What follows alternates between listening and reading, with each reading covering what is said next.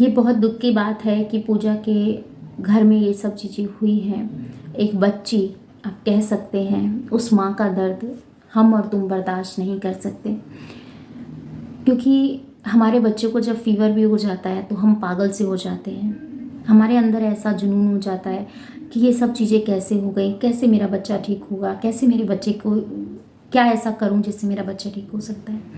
और माँ को सबसे ज़्यादा पेन होता है जब उसकी बच्ची उसको इस दुनिया से छोड़कर चली जाती है।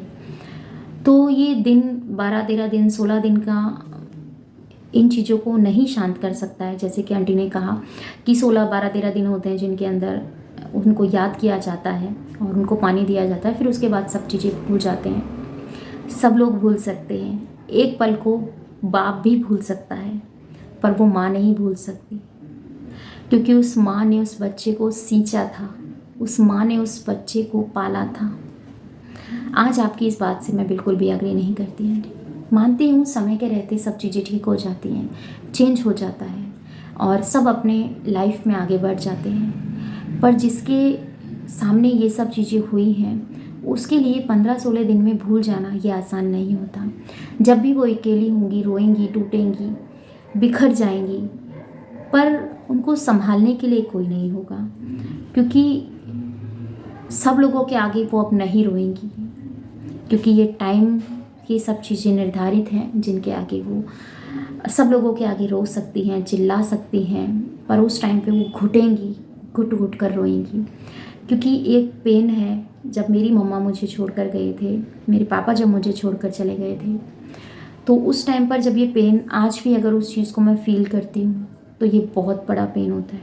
और यहाँ पर मैं आंटी जी की इस बात से ज़रूर सहमत कर सकती हूँ कि आंटी ने कहा कि मेरे मम्मी पापा नहीं हैं। छोटी सी उम्र में मुझे छोटी सी, मतलब उस एज में आंटी जी को छोड़कर चले गए थे उनकी माँ। और उसके बाद फिर आपको पता है कि एक बेटी की को उनकी, मतलब आंटी ने बताया कि मेरे को पाला है मेरी बहनों ने, उनकी लाडली रही हूँ मैं, और उनके भाई भी नहीं हैं, वो दोनों भाई भी एक्सपायर कर गए।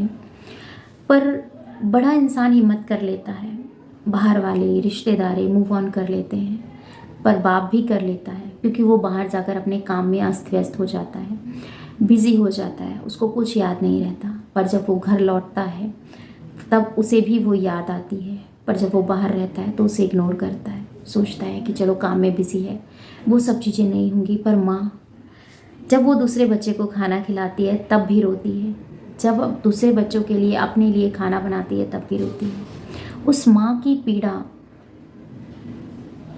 हर एक वो माँ समझ सकती है जो माँ होगी,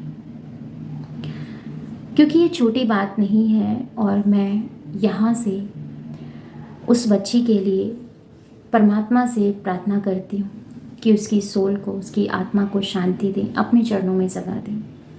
और आप सब भी यही कीजिएगा, उस बच्ची के लिए कमेंट सेक्शन में उसकी आत्मा की शांति के लिए दुआ कीजिएगा। क्योंकि देखिए, इंसान आता है चला जाता है, सबको पता है, हमारे हाथ में कुछ नहीं है, ना आज है ना कल है, सबको एक दिन जाना है, ये सबको पता है। पर ये मोह का चक्रव्यूह है जिसमें इंसान बंध जाता है। सबसे पहला जो इंसान बंधता है वो एक माँ होती है, क्योंकि वो उस टाइम से जुड़ जाती है जब वो उम्मीद होती है कि हाँ आज वो, अब वो माँ बन गई है। उसके बाद से वो उसका वो टाइम, वो पीरियड स्टार्ट हो जाता है कि ये सब चीज़ें हैं। एक छोटे से बीज को फूल का रूप देती है, फिर उसे खिलाती है, और फिर एक दिन परमात्मा ऐसा कर देता है जो सोचने में नहीं हो पाता। दिल कांप जाता है, टूट जाता है, समझ में नहीं आता क्या सही है और क्या गलत है। पर हम कोशिश करते हैं और हार नहीं मानते हैं, यही सबसे बड़ी बात है।